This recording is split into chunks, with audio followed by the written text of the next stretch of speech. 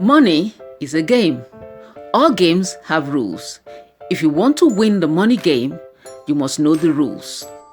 Welcome to the Wisdom Inspired Talks podcast. I am Yomi Akinpelu, your wisdom coach, speaker, teacher, and author. In this video, I'll be talking about the rules of the game of money. Mastering the rules of the game. If you're new here, don't forget to subscribe, like, and comment below. And with that said, let's dive right in. The game of money isn't easy. It can be tough, competitive, and even ruthless. If you don't know the rules, you won't win the game.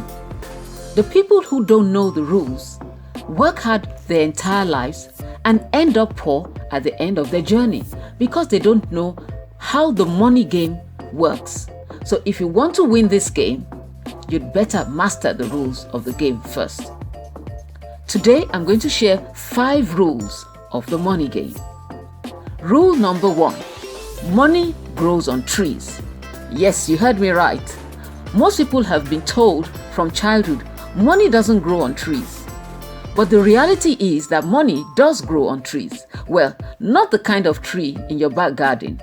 Money grows. The nature of money is to grow. Now here is the thing, you cannot trade your time for money your entire life. If you do, you'll never have enough money. That's why you must plant trees that will make and grow your money when you're not there. You must plant trees that will earn you money while you're sleeping, eating, traveling, holidaying, or going on a mission trip, or whatever makes you tick. Planting a money tree might not be as simple as just chucking a seed in the ground, but it is not rocket science either. For a natural tree to grow, you need to plant the seed, prepare the soil, remove the weed, water it, and give it time to grow because it won't grow overnight. Some trees take decades to grow, but once it grows, it keeps producing fruit with minimal effort. The same applies to money trees. Money trees are investments like properties, businesses, stocks and shares, assets that once it's been purchased or built up, keeps generating income even when you're not there. You might be strong and healthy today with the ability to work 60 hours a week or more, but a time will come when you're no longer able or willing to do that. If you haven't planted enough money trees in your garden, you might find yourself poor and unable to maintain your erstwhile standard of living. The only way money grows is through investments. Investing is acquisition of income-generating assets and appreciating assets like stocks, shares, properties, or businesses. So, grow your money tree so you always have money working for you, whether you choose to work for it or not. Rule number 2. Wealth accumulates over time, so start early. Just like you cannot grow a tree overnight, you cannot grow wealth overnight. Remember, the earlier you invest, the better, because time and the power of compounding does wonders for your money. With the miracle of compounding, you can become rich even with a few hundreds of pounds. The world's richest investors, like Warren Buffett, started investing before he became a teenager. Warren Buffett started investing at the early age of 11. What was I doing at that age? And what were you doing at that age? Playing with Barbie dolls or mud pies? Did you know that you can make your children or grandchildren millionaires by investing just £1,000, the price of a really good smartphone? That 1,000 can easily grow to $1 million in about 90 years.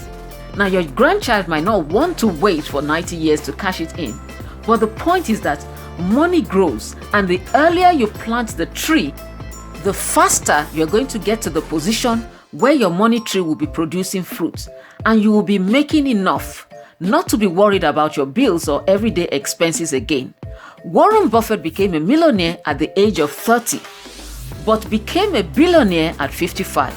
It took 3 years after that to make his next billion, and he made 98% of his fortune after his 55th birthday. because of the power of compounding. Wealth accumulates over time, just like a snowball, which happens to be the title of Warren Buffett's autobiography. Warren Buffett is just over 90 with a net worth of over $81 billion. Warren Buffett is an incredible investor. With that said, those who attach all of Warren Buffett's success to investing acumen missed an important point. The real key to his success is that he has been a phenomenal investor for over 3/4 of a century. Had he started investing in his 30s and retired in his 60s, few people would have heard of him today. If Warren was like the average teenager spending his teens and 20s backpacking around the world and finding his passion, and by the age of 30, his net worth had been about $25,000, even if he was able to generate investment returns of over 20% annually and then quit investing and retired at 60 to play golf and spend time with his grandchildren, he would have been worth less than 12 million, not 81 billion. Effectively, all of Buffett's financial success can be tied to early investing from before he became a teenager and the longevity he maintained after the usual retirement age of 60. That's how wealth accumulates over time. That's how compounding works. Warren Buffett is the richest investor of all time because he's had the longest time to accumulate money, not because he has achieved the highest investment returns. Good investing isn't necessarily about earning the highest returns, it's about earning pretty good returns that you stick with and which can be repeated for the longest period of time. That's when compounding runs wild. So if you're a teenager, you're not too young to start investing. And if you're in your 50s or 60s, it's not too late. The best time to start investing is 40 years ago, yes. But the next best time is today. So start today. Open that investment account today before the sun sets. Rule number 3. Cash is not king. The worst investment you can have is cash, because cash is eroded by inflation.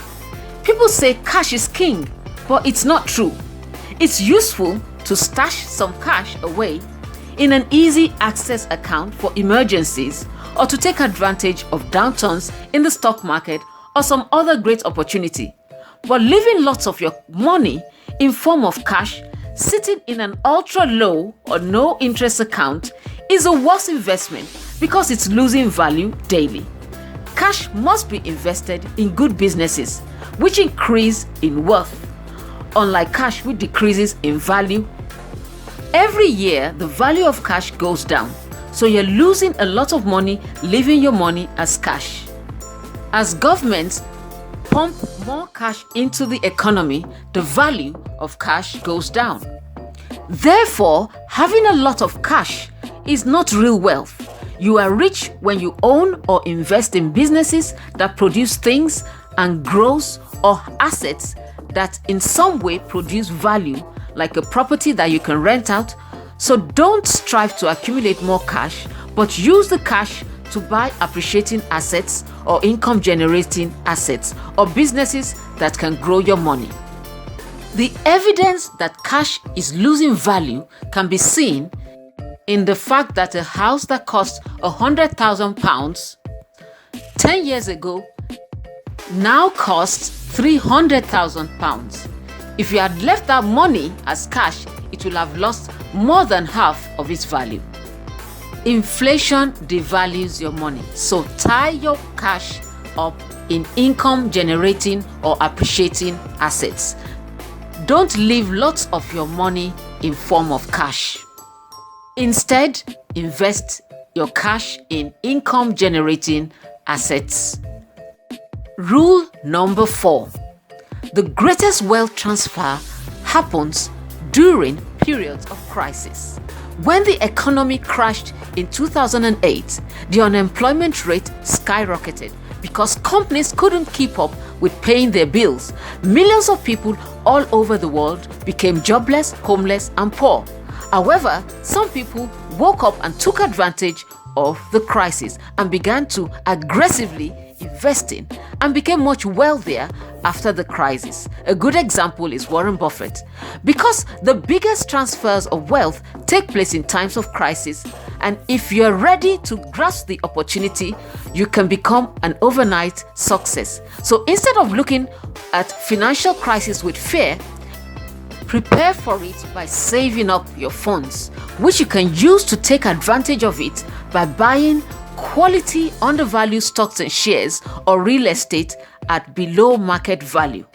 You can also prepare for crisis by studying the past crises to understand how and why they start and how to be on the winning side of the crisis when the next one rolls around.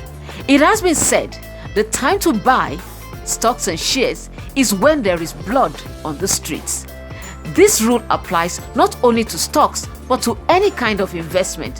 When others panic and others are selling, is the time to invest because a lot of good businesses are undervalued. Crisis periods are a great time to grow wealthy. This is an important money rule that you must remember. Rule number 5. You don't have to do extraordinary things to get extraordinary results. Most people think that you have to do something extraordinary to make a lot of money. That is certainly one way to do it, but there is more than one way to skin a cat, as the saying goes. Making a lot of money is usually about small, ordinary daily choices, such as setting aside 5 to 10 pounds a day and investing it in a low-cost index fund like the S&P 500. You might not become the next Warren Buffett or the richest person in the world, but with small right choices, you can achieve extraordinary results. So don't aim for immediate, phenomenal results. Just take a small step daily. When it comes to your money, the things you do every day are the most important things. It's not the extraordinary, once in a while things. So there are my 5 rules of money. Master them and you've mastered the rules of the game. Money is just a means to an end. Money is just money, a tool for happiness or for purchasing the things and experiences that make you happy. Money can give you the freedom to do with your life and time exactly what will make you happy. If you have enough of it, you don't have to worry about having enough. A lack of money leads to much of our pain in the world, or at least exaggerates it. A lack of money deprives people from doing the very thing they love because the things you love requires money to fund them or to fund the time and freedom to do them. Money does not change you. Money simply exaggerates your traits. Money will always and only make you more of what you already are. Money amplifies you. In the wrong hands, money will soon evaporate into consumables and liabilities. On the other hand, in the hand of one with a wealthy mindset, money can make you more money if managed well. In conclusion, you are only wealthy to the extent that your money works for you, not you working for money. You are wealthy to the extent that you have valuable experiences and knowledge and fulfilling relationships. You are wealthy to the extent that when you wake up in the morning, you can do exactly what you want, with whom you want, where you want, for as long as you desire. Money truly is a game. To win the game, you need money to work for you. And that is all for today. Until next time, keep on growing in wisdom and maturity. Blow the cap off your capability. Be unstoppable. Be awesome. I'm cheering you on.